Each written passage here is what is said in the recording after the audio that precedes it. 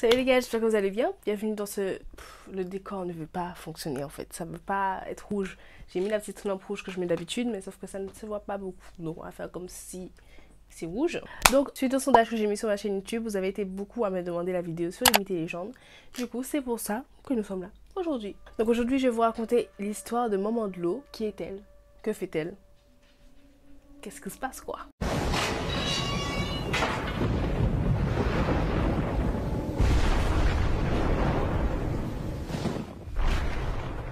Donc Maman de l'eau, c'est le nom qu'on donne aux Antilles. En fait, c'est littéralement la mère des eaux. Maman, c'est mère. Et de l'eau, ben, c'est l'eau. Donc la mère des eaux, voilà. Dans les autres cultures, donc africaines, marocaines, etc., on appelle par d'autres noms, mais c'est toujours à peu près la même personne. Soit elle est appelée Simbi, soit elle est appelée Yemanja, soit Yemaya, ou bien sinon Mamiyata. Et cette Maman de l'eau, c'est la protectrice des mers et des rivières. La forme de Maman de l'eau, c'est d'être sous forme d'une sirène. Mais c'est pas une petite sirène comme Ariel, une petite sirène gentille, non. C'est une sirène locale qui exige aux hommes qui sont séduits par sa beauté, par ses chants, des tâches plus que disgracieuses. Ou plutôt, on va dire, très agaçantes sur le long terme. Voilà. Comme par exemple lui gratter son dos, lui faire des massages, lui peigner les cheveux, lui ramasser des peignes aussi, lui rapporter des peignes ou sinon coiffer sa chevelure. Si l'homme lui accorde ses faveurs et accepte de faire ses tâches, l'homme reçoit comme récompense de la fortune, de la réussite et une protection parce qu'à l'époque des mythes de Maman de l'eau, c'était vraiment à l'époque où l'activité de la pêche était très convoitée, c'était une activité très fréquente en fait que tout le monde pratiquait, il y avait beaucoup de pêcheurs, du coup c'était quelque chose qui est né autour de la pêche, c'est-à-dire que quand on avait la protection de Maman de l'eau, on avait beaucoup de poissons, on pouvait aller en mer dans les coins dangereux, etc. Mais par contre, si l'homme refusait une de ses faveurs, une fois, ou était un peu trop exigeant avec elle, ou un peu trop méchant avec elle, les pouvoirs de Maman de l'eau pouvaient être autant bénéfiques à la personne que maléfiques à cette personne, parce qu'on pouvait faire chavirer les barques des hommes et l'amener au fond des flots afin de le noyer. La légende raconte que la seule personne qui a réussi à éviter cette tragédie, donc qui a évité la mort tout simplement, c'est parce qu'il a apaisé Maman de l'eau en lui peignant les cheveux avant qu'elle attise sa méchanceté sur son bateau. Également, on retrouve une histoire similaire en Guyane sur l'histoire de Maman de l'eau. Son nom a été un peu adapté aux légendes locales, c'est-à-dire que son nom c'est pas Maman de l'eau, mais c'est Maman d'îlot, donc en fait c'est la même chose, c'est l'adaptation en créole guyanais je pense. Voilà. Donc la légende raconte que Maman d'îlot, donc Maman de l'eau, laisse son peigne sur le bord d'une rivière, sur un rocher à rouage, donc je sais pas exactement qu'est-ce que c'est un rocher à rouage, je pense que c'est le nom d'une roche, je ne sais pas, au bord de la rivière de Irakubo, et uniquement la personne qui trouverait son peigne ensorcelé ne pourrait la voir et automatiquement cette personne qui peut la voir, donc qui a trouvé le peigne, tomberait follement amoureux d'elle. Il est même dit que cette personne qui trouve le peigne voit Maman de l'eau dans ses rêves et quelque chose de très important, c'est elle qui choisit qui peut voir le peigne en fait, je sais pas comment expliquer. Le peigne est sur le rocher, mais elle choisira la personne qui pourra le voir, qui pourra prendre le peigne, qui pourra tomber amoureux d'elle, etc., etc.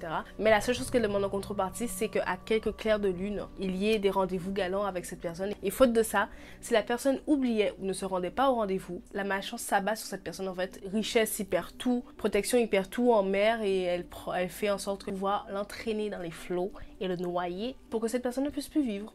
Tout simplement. En Guyane, en fait, Maman de l'eau, c'est un peu comme les maskilili qui représentent un peu le danger. Maman de l'eau, c'est la même chose pour la mer et les rivières, en fait. Il existerait néanmoins une légende dans laquelle Maman de l'eau a une sœur qui est beaucoup plus méchante qu'elle, qui est beaucoup plus cruelle, qui vivrait dans la cascade de Paris à Tonnet-Grande. Elle serait beaucoup plus méchante car elle enlèverait les enfants qui se promèneraient sans leurs parents. En Martinique, Maman de l'eau est tellement importante qu'elle a été représentée physiquement par une artiste, la même artiste qui a créé le mémorial du Cap 110 au diamant. Cette même artiste a créé une vraie sirène en fait. Elle se trouve au large de la ville de Saint-Pierre.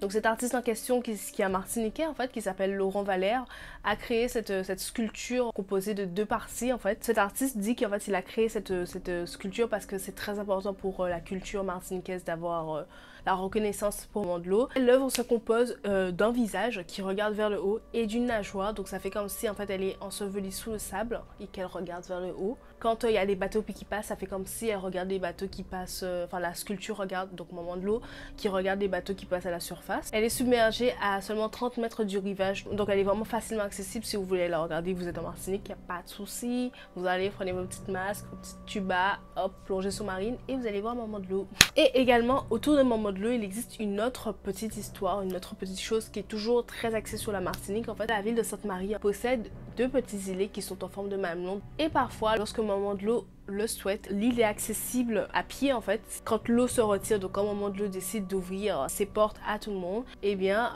l'eau se retire et on peut y aller directement à pied. Donc justement lorsque cette bande de sable est ouverte où on peut marcher, c'est à peu près 100 mètres. Hein. On appelle cela le tombolo. Et on raconte que sur cette île, lorsque l'eau est retirée, on peut y voir maman de l'eau. Il y a des personnes qui ont déjà témoigné de l'avoir déjà vue. Et en fait cette île, c'est l'îlet de maman de l'eau. C'est là où le plus de fois des personnes ont dit l'avoir déjà vue. Maman de l'eau, elle peut être sous plusieurs formes en fait. Plus souvent lorsque le tombolo est ouvert, donc lorsqu'on peut accéder à l'île, les personnes la voient sous forme de sirène.